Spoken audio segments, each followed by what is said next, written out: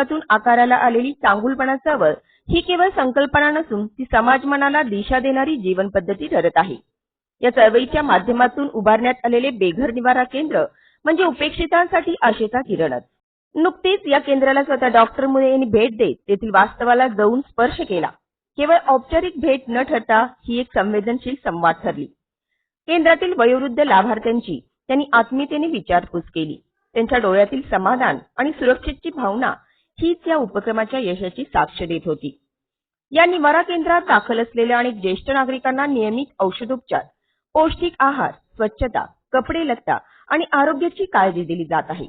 या सर्व बाबींची सखोल पाहणी करत डॉक्टर मुळे यांनी प्रशासनाशी संवाद साधला.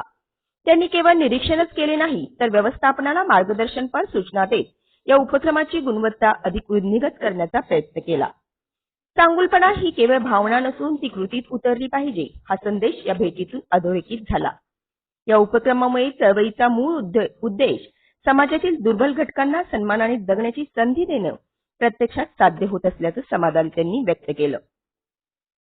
आजच्या वेगवान आणि अनेकदा संवेदनशील होत चाललेल्या जगात अशा उपक्रमांची गरज अधिक अधोरेखित होते. ही कथा केवळ एक निवारा केंद्राची नाही तर ती पुढील पिढीसाठी एक आदर्श आहे की समाज बदलायचा असेल तर सुरुवात चांगुलपणापासूनच करावी लागते. हीच खरी प्रेरणा, हीच खरी दिशा. यावेळी संजय मुळे, वृषाली माळी, मुकेश जैन यांची प्रमुख उपस्थिती होती.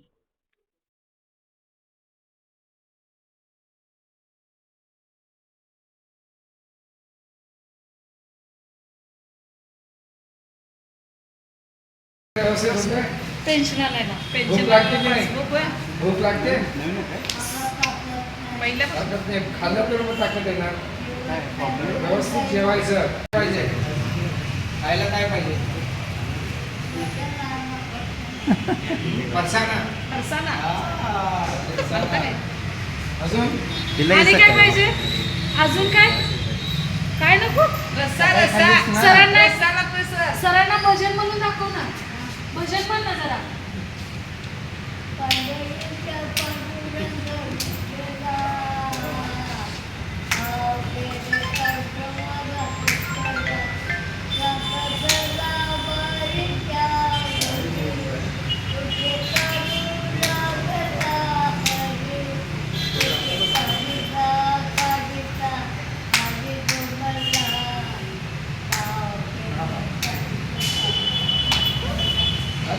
छान म्हणतात.